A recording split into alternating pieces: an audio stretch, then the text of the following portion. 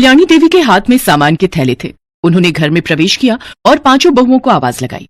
संध्या, उषा, आशा, अनीता, रोशनी, जरा पांचों इधर आओ। अपनी सास की आवाज पांचों ने सुन ली थी, पर पांचों अनसुना कर देती हैं। अरे पांचों कान में रुई डालकर बैठी हो, कितनी देर से आवाज लगा रही हूं। जब पांचों बहुओं ने देखा कि उनकी सास का गुस्सा सातवें आसमान पर चढ़ने वाला है, तो वो पांचों भागी हुई आ गई। कितनी देर लगा दी आने में, कब से तुम सबको ये सामान देने के लिए बैठी हूं। मुझे अभी मंदिर भी जाना है। कान खोलकर सुन लो, कुछ दिनों में होली का त्योहार आने वाला है। तुम्हारी बुआ सास की बेटी अंजू की पहली होली है, इसलिए वो सब हमारे घर ही आकर मनाएंगे। ननद जी ने बोला है कि मैं अपने मायके में ही अपनी बेटी की होली मनाऊंगी, इसलिए वो अंजू के साथ रहने आ रही हैं। सहारनपुर वाली बुआ जी अब तो गए काम से, वो तो धीरे उषा धीरे। ठीक है अम्मा जी, आप समझा दो कैसे कैसे करना है। देखो, गुजिया, मठरी, समोसे, नमक पारे, शक्कर पारे तो बना ही लो, साथ में मटर की कचौड़ी, आलू की कचौड़ी और हाँ, दाल की कचौड़ी भी बना ही लेना। हो गई भाभी हम पांचों की होली। चलो हलवाइन बनने को तैयार हो जाओ। हाँ, अब एक हफ्ते तक बुआ जी के नखरे भी तो सहने हैं। सब बहुओं ने सामान के थैले हाथ में पकड़े और रसोई घर में जाकर बतियाने लगी। संध्या भाभी, अम्मा जी तो हमेशा ही हमें होली आने पर काम में लगा देती हैं। इतने ढेरों पकवान बना बनाकर तो कमर टूट जाती है। वही तो, बुआ जी आती हैं और ढेरों पकवान खा पीकर कुछ दिन आराम से विदा कर चली जाती हैं। और इस बार तो अंजू भी आ रही है, पता नहीं कितने दिन रुकेंगे ये लोग। कोई बात नहीं, अब अम्मा जी ने बोला है तो हमें करना तो पड़ेगा ही। त्योहार के मौके पर अब वो आ रही हैं तो मना भी नहीं कर सकते। एक काम करते हैं, हम लोग कल से ही पकवान बनानी शुरू कर देते हैं, क्योंकि गुजिया और मठरी समोसे बनाने में समय लग जाएगा। अगले हफ्ते ही तो हो रही है, रोजाना भी थोड़ा थोड़ा कुछ बनाएंगे, तब जाकर ही हफ्ते में बन पाएगा। सब बहुएं आपस में ऐसी बातें करते करते काम में लगी रही। अगले दिन से सब होली के पकवान बनाने में लग गई। उषा भाभी, देखना ये मावा सही भुन गया है गुजिया के लिए। हाँ, थोड़ा सा रह गया, हल्का सा और भून लो। अनीता, रोशनी, तुम दोनों कचौड़ी का मसाला बना लो, तब तक मैं गुजिया भर लेती हूँ। बहुत बढ़िया, कितना अच्छा लग रहा है। मेरी बहुएं होली के पकवान बनाने में लगी हुई हैं। जरा गुजिया को अच्छे से तल लेना, कच्ची ना रह जाए। कल सुबह ही तुम्हारी बुआ जी और अंजू आ जाएंगे। कल? पर माँ जी, होलिका दहन तो परसों है, बुआ जी कल आ रही हैं। अरे हाँ, मैं तो तुम्हें बताना ही भूल गई। तुम्हारे बाबूजी अभी थोड़ी देर में आते ही होंगे। तुम्हारी बुआ सास बता रही थी कि अंजू के ससुराल वाले भी पहली होली पर उनके घर पहुंच रहे थे, पर उन्होंने जब बताया कि वो यहाँ आ रही हैं, तो उन्होंने भी यहाँ आने का प्लान बना लिया। इसलिए अंजू के ससुराल वाले भी हमारे घर ही होली खेलेंगे। क्या? यहाँ पर? अपनी सास की बात सुनकर पांचों बहुएं दंग रह जाती हैं, क्योंकि अभी तक तो बुआ जी और उनकी बेटी ही आ रही थी, पर अब अंजू के ससुराल वाले भी आने वाले हैं। ये सोचकर सबका दिमाग खराब हो जाता है। मैं तो अभी से सपना देख रही हूँ कि मैं रसोई में पूड़ियां ही तलती रह गई और इन्होंने मुझे गुलाल भी नहीं लगाया। नहीं नहीं नहीं, ऐसा हुआ तो। अरे अरे, सपने से जान जाओ रोशनी महारानी, हम तो होली खेलने से ही रह जाएंगे और रसोई में ही पूरा दिन गुजार देंगे। अब कुछ नहीं हो सकता। होली के सारे पकवान बनकर तैयार हो चुके थे। ये सोचकर अभी पांच बहुएं थोड़ी तसल्ली ले ही रही थी कि उन्हें ये सुनने को मिल गया कि अंजू के घर के भी लोग आएंगे। खैर, अब जो होने वाला था वो तो आगे ही पता चलता। अगले दिन बुआ जी और अंजू आ जाते हैं। भैया, मैं सोच रही थी अंजू के ससुराल वालों को देने के लिए लिफाफे बना लेती। आखिर सब पहली होली पर आ रहे हैं, तो खाली हाथ लौट आना ठीक नहीं रहेगा। हाँ हाँ कांता, तुम ठीक कह रही हो। बताओ कितने कितने के लिफाफे बनाने हैं। एक काम करो रवि बेटा, तुम आलोक, नीरज, बाकी धीरज और अजय कहाँ हैं? बाबूजी, धीरज और अजय होली के गुलाल और रंग खरीदने गए हैं। अब कोई नहीं, धीरज और अजय भी थोड़ी देर में आ ही जाएंगे। फिर ये पांचों मिलकर लिफाफे बना देंगे। कम से कम 1100 तो दे ही दे भैया। क्यों भाभी, ठीक रहेगा ना? हाँ हाँ बिल्कुल ननद जी। ठीक है बहन, मैं लिफाफे बनवा लेता हूँ, उस समय देख लेंगे जिसको जैसे देना होगा। मम्मी, मेरे ससुराल वालों को ड्राई फ्रूट वाले दही भल्ले बहुत पसंद है, और साथ में हरी चटनी और इमली की चटनी भी अगर खजूर डालकर उनको परोस देंगे तो बहुत खुश होंगे वो लोग भी। मैंने सोचा आपको बता दूं। अरे तुम क्यों चिंता करती हो बेटी, तुम जैसे ननद जी की बेटी हो वैसे इस घर की भी बेटी हो। मैं अभी बहुओं से कह देती हूँ, वो तैयारी कर लेंगी। उन लोगों ने तो कल शाम को आना है ना। बहुओं, जरा इधर आओ। अभी होली के पकवान बनाकर फुर्सत ही मिली थी कि तभी कल्याणी ने एक ऑर्डर और चला दिया, और वो भी ड्राई फ्रूट वाले भल्ले और मीठी चटनी और हरी चटनी का। सब बहुओं ने मिलकर बढ़िया से दही भल्ले तैयार किए।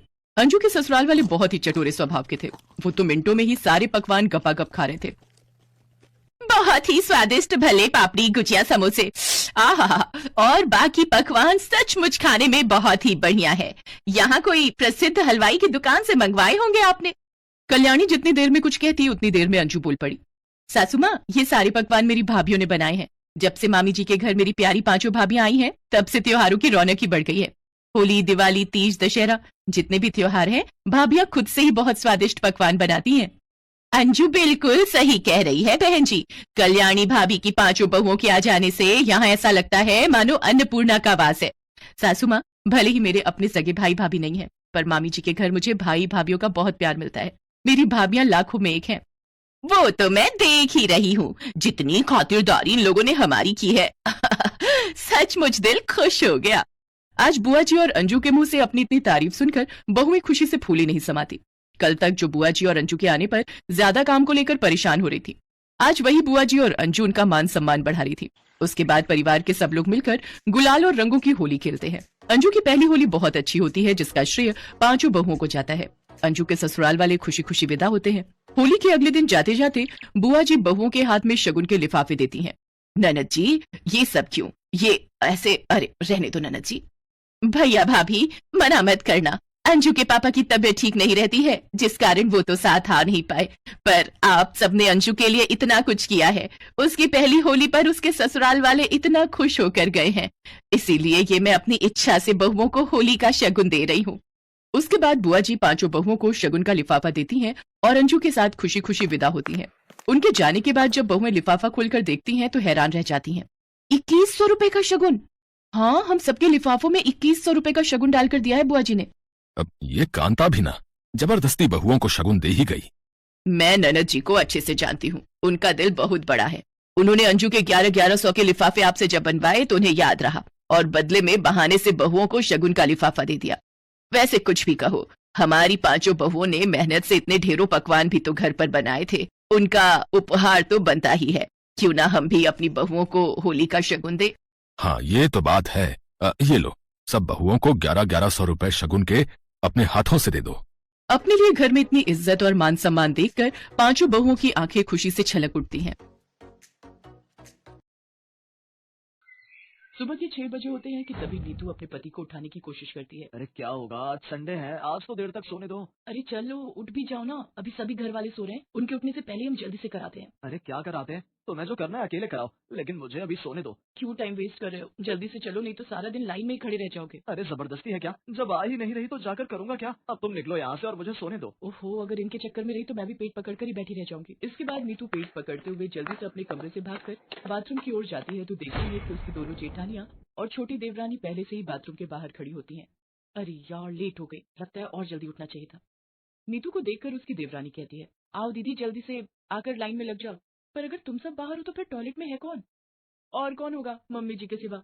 नीतू जोर जोर से दरवाजा पीटते हुए कहती है, अरे मम्मी जी, आप कहीं सो तो नहीं गई? जल्दी से बाहर आ जाओ, यहाँ लाइन लगी पड़ी है। निधि ये कही रही होती है कि तभी शीला उनकी सास टॉयलेट से बाहर आती है। उसके बाहर आते ही मंझली बहू नीतू पेट पकड़कर पीछे से भागते हुए आती है और लाइन तोड़कर टॉयलेट में घुस जाती है और झट से दरवाजा बंद कर देती है। ये सब देखकर बाकी सब हैरान रह जाती है।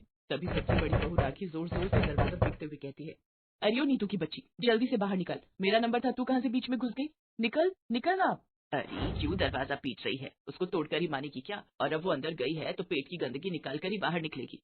और जब मैं अंदर थी तब भी तुम में से कोई दरवाजा पीट रहा था। तुम सब जानती हो ना, बुजुर्ग लोगों को कब्ज की शिकायत रहती है। अगर आपको कब्ज की शिकायत रहती है तो सुबह जल्दी उठकर फ्रेश हो जाया कीजिए। आपकी कब्ज के चक्कर में तो हम लोगों के पेट के बुलबुले उठने लग पड़ते हैं। ये सब बातें छोड़ो मम्मी जी, अब ये बताओ कि कब तक हम ऐसे ही एक टॉयलेट में जाते रहेंगे? उम्र भर ऐसे ही जाना होगा। क्या मतलब? मतलब ये कि शुक्र मनाओ तुम लोगों को एक टॉयलेट तो नसीब हुआ। हम तो अपने गांव में खुले में शौचालय जाते थे, और खुले में जो जाने का मजा है, ओए होए होए होए होए। इतना कहते ही शीला चुप हो जाती है। पर मम्मी जी, आपकी इतनी सारी बहुएं हैं, आपको 2 टॉयलेट तो बनवाने ही चाहिए ना। आई बड़ी 2 टॉयलेट वाली, ये घर है, कोई तेरे बाप का होटल नहीं जो 2-2 टॉयलेट चाहिए तुम्हें। मम्मी जी, पर जैसे यहाँ लाइन लगी है ना, ये किसी के घर का टॉयलेट नहीं बल्कि किसी चौल का सुलभ शौचालय मालूम होता है। हाँ, बस इसका ये एक सुख है कि हमें धोने के लिए बाल्टी और मग्गा लेकर नहीं आना पड़ता। निधि बोली रही थी कि तभी वहाँ खड़ी राखी जोर से बदबूदार गैस छोड़ती है। उसकी बदबू से वहाँ खड़े सभी अपनी नाक पर हाथ रख लेते हैं। उसके ऐसा करते ही शीला कहती है, हाय मोरी मैया, ना जाने क्या ठूसा था इस कमबख्त ने रात में जो इतनी गंदी बदबू निकाली है। मम्मी जी, जिस घर में 4 बहुओं का एक टॉयलेट होगा वहाँ तो ये सब झेलना ही पड़ेगा। फिर राखी दोबारा से दरवाजा पीटते हुए कहती है, जल्दी से बाहर निकल मेरी माँ, अब तो बर्दाश्त से बाहर है सब कुछ। ये कहकर राखी फिर से दरवाजा पीटने लगती है। शीला देवी की जॉइंट फैमिली थी जिसमें उसकी 4 बहुएं थी और 4 बेटे थे, और उन सबके लिए केवल एक ही टॉयलेट था। सारा घर एक ही टॉयलेट यूज करता था। वैसे कहने को तो उस घर में 2 टॉयलेट थे, लेकिन दूसरे टॉयलेट की सीट टूट रखी थी और फ्लश पूरी तरह खराब था, जिस वजह से कोई उसे यूज नहीं करता था। बेचारी सारी बहुओं का आधा दिन तो टॉयलेट में अपनी बारी आने के इंतजार में ही गुजर जाता, और ऊपर से अगर गलती से कोई मेहमान घर पर आ जाए तब तो समझो हो गई छुट्टी। ऐसे ही एक दिन दरवाजे की घंटी बजती है, तभी नीतू दरवाजा खोलती है। मैडम, रश्मि जी का पार्सल आया है। रुको, मैं अभी उसे बुलाती हूँ। रश्मि, अरे ओ रश्मि, जल्दी आ, देख तेरा पार्सल आया है। आई दीदी। ये लीजिए। पार्सल देकर कुरियर बॉय वहाँ से जाने लगता है, तभी वो रुककर उन दोनों से कहता है, अगर आप बुरा ना मानो तो क्या मैं आपका टॉयलेट यूज कर सकता हूँ? लेकिन क्यों? क्यों मतलब, ये तो नेचर कॉल है, कभी भी आ सकती है, और इस वक्त मेरे लिए जाना बहुत अर्जेंट है। दीदी अभी कोई होगा तो नहीं ना टॉयलेट में? मैं क्या जानू रश्मि, लेकिन अब अगर इसे जोर की लगी है तो कर भी क्या सकते हैं, ले जाओ इसे। रश्मि इसको टॉयलेट की तरफ लेकर जाती है, लेकिन जैसे ही कुरियर बॉय दरवाजा खोलने की कोशिश करता है तो वो अंदर से बंद होता है। इतने में अंदर से आवाज आती है, अब कौन है बे, कम से कम यहाँ तो चैन से बैठने दो, सुबह जाने नहीं देते, दिन में भी परेशान करके रखा है, अब तो जब तक कार्यक्रम पूरा नहीं होता मैं बाहर नहीं आऊंगी। अरे दीदी धीरे बोलो, अगर गलती से किसी ने सुन लिया तो क्या सोचेगा?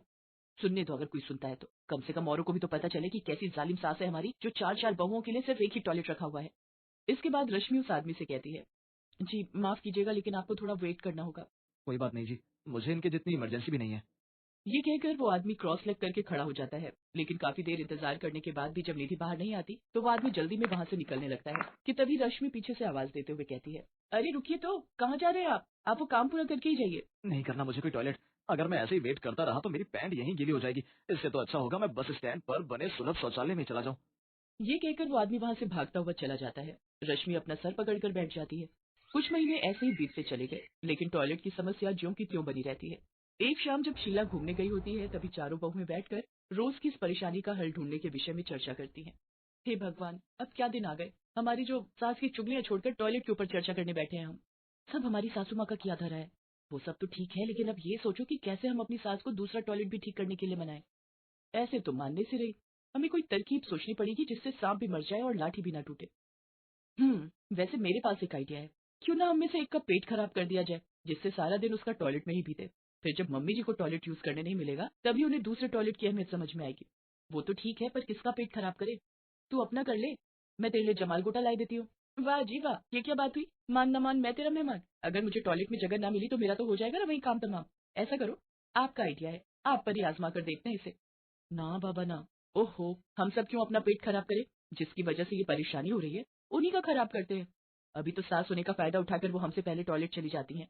हाँ, ये अच्छा आइडिया है। यही। उसी शाम अपने प्लान के अनुसार वो चारों अपनी सास के खाने में जमाल गोटा मिला देती है। कुछ देर में शीला के पेट में गड़बड़ शुरू हो जाती है और वो भागते हुए टॉयलेट की तरफ जाने लगती है, लेकिन तभी रश्मि झट से टॉयलेट में जाकर अंदर से दरवाजा बंद कर लेती है। शीला दरवाजा पीटते हुए चिल्लाकर कहती है, अरे करमचली, तुझे सुबह से टाइम ना लगा, जो मेरे जाने पर ही घुसना था तुझे, जल्दी निकल बाहर। कुछ देर में रश्मि बाहर आती है, तभी शीला झट से अंदर जाकर फ्रेश होती है और पसीना पोंछते हुए बाहर आती है। लेकिन अभी वो अपने कमरे की ओर जा ही रही होती है कि तभी उसके पेट में फिर से गुड़गुड़ाहट शुरू हो जाती है और वो वापस टॉयलेट जाने लगती है। लेकिन तभी निधि टॉयलेट जा रही होती है कि शीला उसको कहती है, अरे ओ कहाँ चली, मुझे बड़ी जोर की आई है, जरा भी देर हुई तो तुझे ही साफ करना पड़ जाएगा।